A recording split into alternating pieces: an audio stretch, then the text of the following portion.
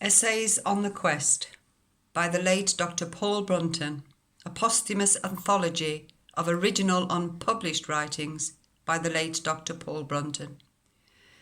I am uploading this little book, which came into my possession over 30 years ago in my 20s, and it's been a long spiritual journey since then. I have found my one true God, and all roads may lead to the one true God, for there is one God. But there are also many roads that do not lead to the one true God, but take us off to our own peril, to gods of self. I would like to upload this book then, because it is so concise and so full of the wisdom of a man who spent his entire life on a spiritual journey, that I consider it to be a valuable resource for anyone seeking to lead a spiritual life.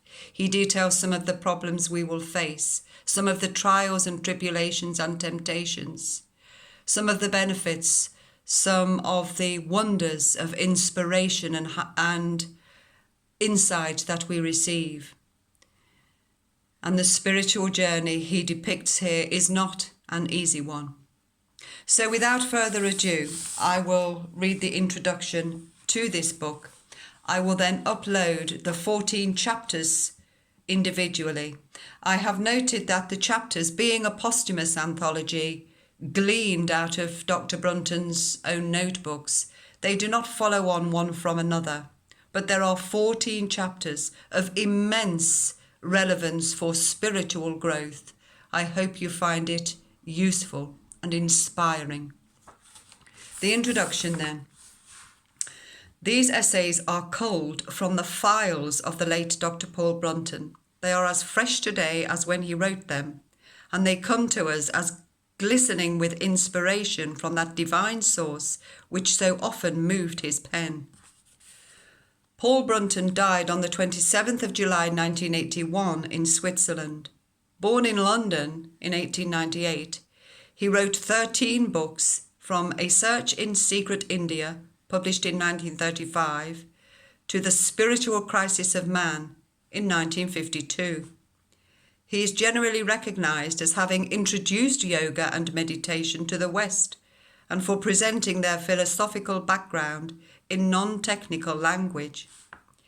His mode of writing was to jot down paragraphs as inspiration occurred. Often these were penned on the backs of envelopes or along margins of newspapers as he strolled amid the flower gardens bordering Lake Geneva. Later they were typed and classified by subject. Then he would edit and weld them into a coherent narrative. Paul Brunton had lived in Switzerland for 20 years. He liked the mild climate and majestic mountain scenery.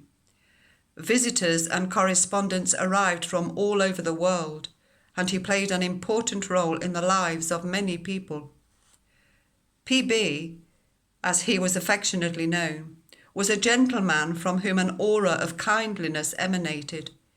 His scholarly learning was forged in the crucible of life, and his spirituality shone forth like a beacon. But he discouraged attempts to form a cult around him. "You must find your own PB within yourselves," he used to say.